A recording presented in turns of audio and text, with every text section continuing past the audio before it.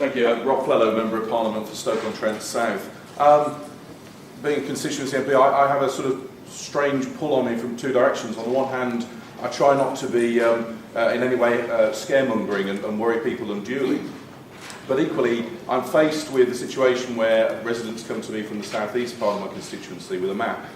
And on that map, they've drawn the phone mast and very carefully aligned on that map where the main parts of the beam from the three antennae are.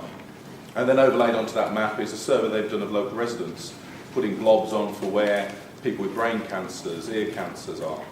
And you look at the map and they are in exact alignments. And so I go to the National Statistics Office and ask for details in the area of different illnesses. We don't take the data. I go to the research material. The research is ongoing. So what do I say to my constituents?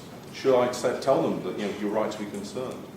Or should I be saying that you're absolutely right, forgive me, I didn't quite catch your name, but in terms of the research that should be being done, should I say it's very important the work should be being done, but it isn't at the moment? What should I be saying to my constituents? There's a big difference between research on cause and effect and public health intervention work. Our job in the Safe Wireless Initiative is public health intervention. We're moving forward based on our clinical and scientific understanding so that we can help people.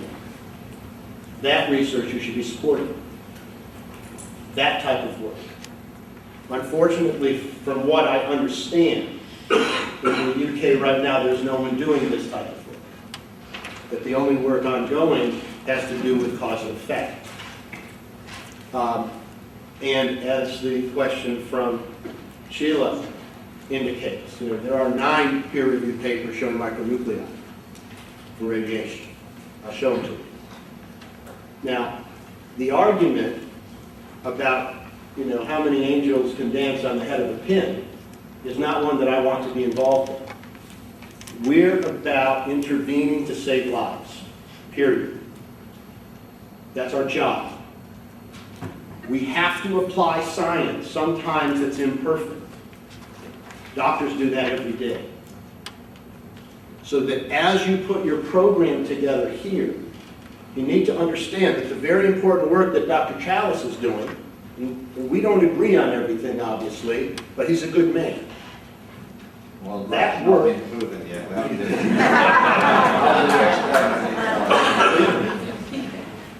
That work is very important, but that's causation research. And that has a place. But what we're talking about here is intervention for diagnosis and intervention. Diagnosis and intervention research. That's what you need. That's why a post-market surveillance registry is absolutely necessary.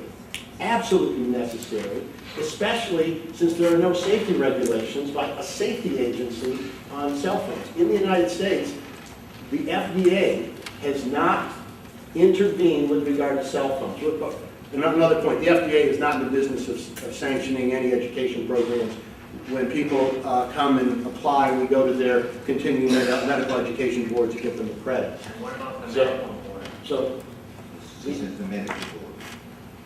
we're doing what we have to do for every individual to get their continuing medical education.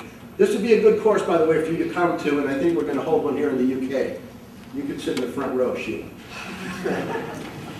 Hold on, Sheila. Okay. Did that answer your question? He's not an Iowan, do I?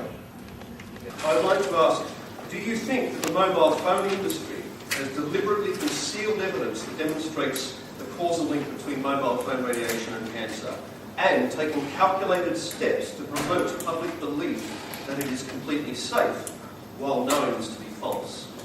Okay, that's a fair question, yeah. Yes, sir? No? Yes.